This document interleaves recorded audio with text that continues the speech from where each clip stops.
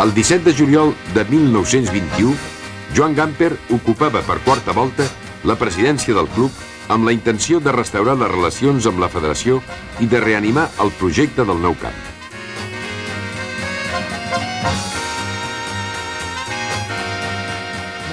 Van decidir-se pels terrenys de Can Ribó a la barriada de les Corts. El 18 de febrer de 1922, Gamper va signar l'escriptura de compra. L'endemà es col·locava la primera pedra.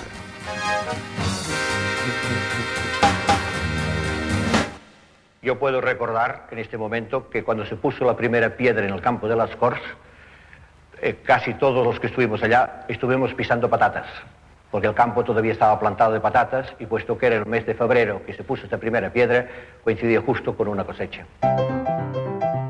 Els rudimentaris mitjans tècnics de l'època no van impedir que 3 mesos després, un temps rècord, s'inaugurés el nou camp.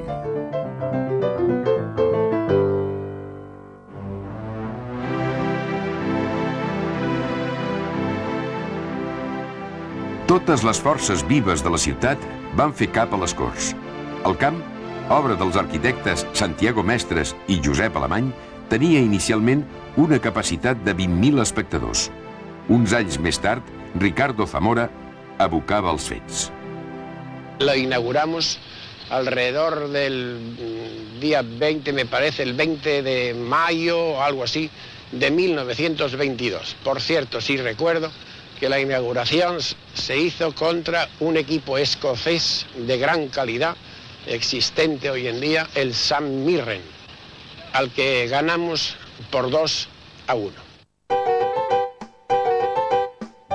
Paulino Alcántara va ser l'autor del primer gol en aquell camp, el més important d'Espanya. Uns dies després rebien la visita del Real Madrid. A la tribuna, els aficionats confiaven en el triomf de l'equip. Els jugadors, capitanejats per Alcántara, saltaven al terreny de joc. Sacada de centre, i als pocs minuts el Barcelona inaugurava el marcador.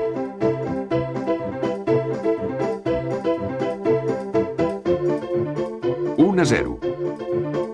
6 davanters, tots a l'atac, van confegir la jugada celebrada amb un esclat d'alegria. Domini barcelonista i el 2-0, que significava el primer triomf sobre el Real Madrid a les Corts.